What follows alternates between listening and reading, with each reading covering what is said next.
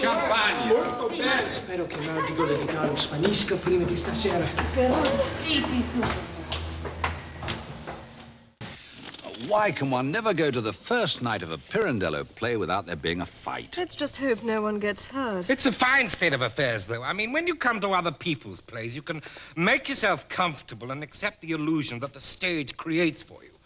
That is, if it manages to create one at all. But when you come to a Pirandello play, you have to hang on to the arms of your seats with both hands, put your head down, ready to butt back everything the writer tries to shove at you. I mean, you hear a word, take any word. Take chair, for instance. Oh, my God, did you hear that? He said chair.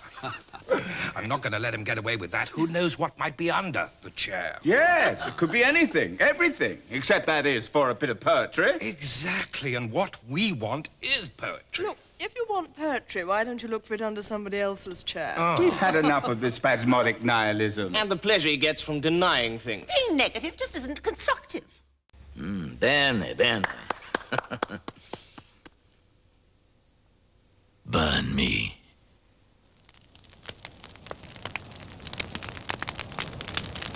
And as soon as my body has been burnt, the ashes must be thrown to the winds. For I want nothing, not even my ashes to remain.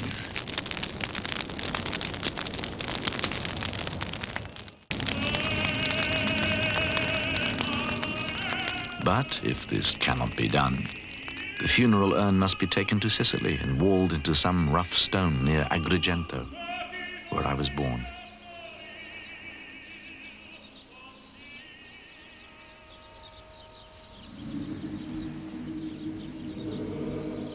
In this addition to his will, Luigi Pirandello resigned himself to a place in history.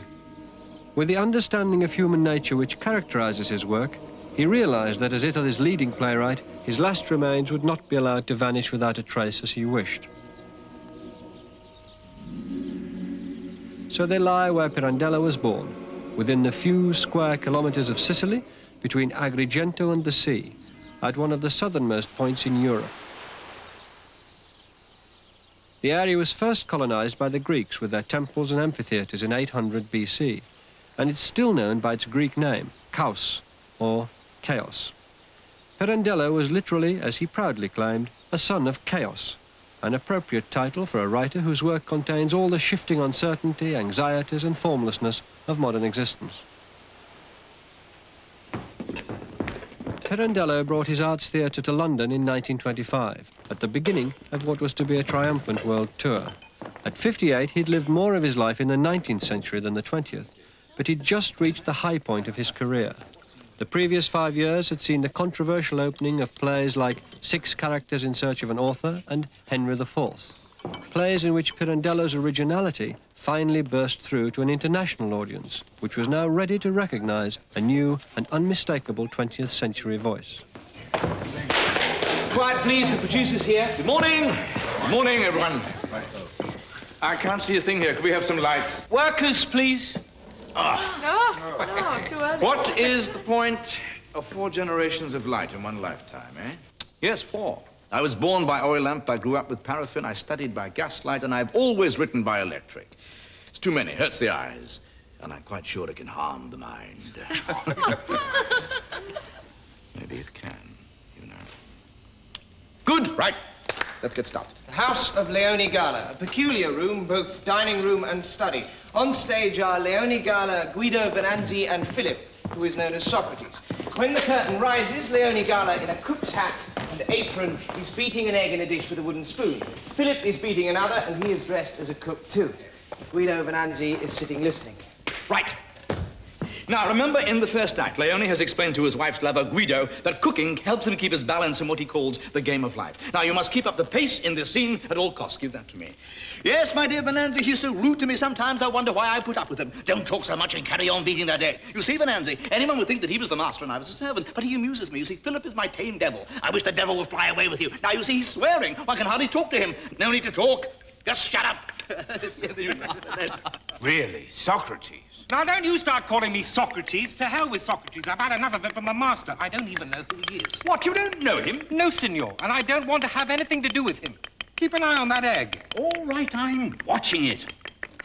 How are you beating it? With a spoon, of course. Yes, yes, but which side of the spoon are you using? Oh, the back, don't worry.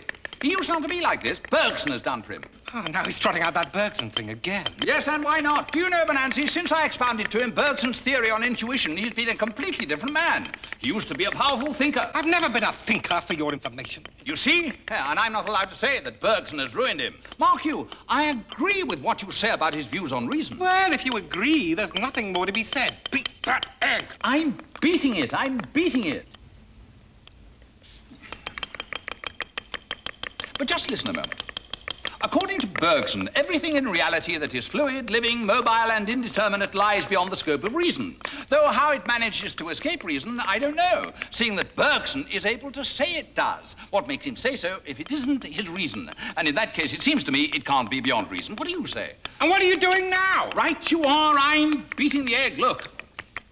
You're not concentrating. All this talk about reason is taking your mind off what you're supposed to be doing. Oh, you're so impatient, my dear fellow. I'm perfectly aware of the necessity of beating eggs. And as you can see, I accept and obey that necessity. But am I not allowed to use my mind for anything else? You really are wonderful, the pair of you. Oh, no, you're wrong there. I'm wonderful if you like, but he, for a long time now, since he became corrupted by Bergson, in fact. No one has corrupted me, if you don't mind. Yes, my dear chap.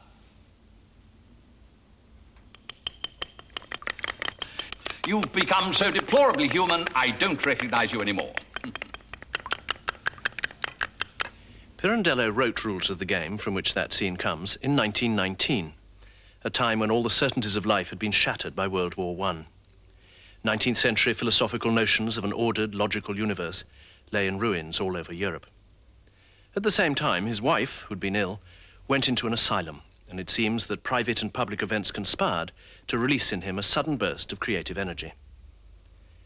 The main idea in Pirandello's theatre is that nothing is true, either in the theatre or in life. Human identity is unstable. We can't really communicate with each other because it's impossible for one person ever to know how another really thinks and feels. And we don't plan our lives, we simply improvise our way through them. So-called reality is in fact an illusion. Now, all of this is very theatrical. The philosophical paradoxes are those which any first-year undergraduate comes on, and though startling at first, we all soon learn to live with them. But the theatre is not really a place for ideas as such, and it's the way that Pirandello embodies them in dramatic characters and situations which makes him an original writer. But, like all writers, he doesn't come out of nowhere. He's an Italian, and he comes from the Commedia dell'arte and from the popular improvisational theatre of Italy of his day, a theatre which can still be seen there in one form or another. It's full of huge characters with star parts and great comic turns, and everything is done with tremendous, dizzying speed. But of course, he wasn't just an Italian. He was a man of Europe and of his day. He knew about the futurists, he knew about the theatre of the grotesque, and all these elements somehow combined in him to produce what has become known as transcendental farce, more familiar to us, perhaps, as black farce, the kind of theatre which we associate with Ionesco and Harold Pinter. A comic writer can often get his audience to go further and deeper than they really want. He can con them along against their own natural distrust of seriousness. And what Pirandello does is to lure us into questioning the whole nature of theatre and theatrical illusion. Brecht did the same kind of thing a few years later. But Brecht wanted us to think, and Pirandello wanted to daze and dazzle us into feeling the same kind of horror that he felt of the pointlessness of human existence.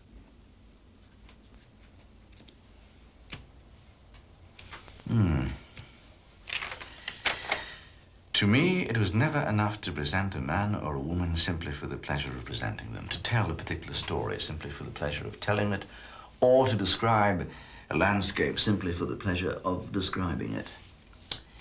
There are some writers who feel this pleasure and satisfied ask no more, but they are what I would call historical writers. Now, there are others who, beyond such pleasure, feel a more profound spiritual need, and these are, more precisely, philosophical writers, and I have the misfortune to belong to these last.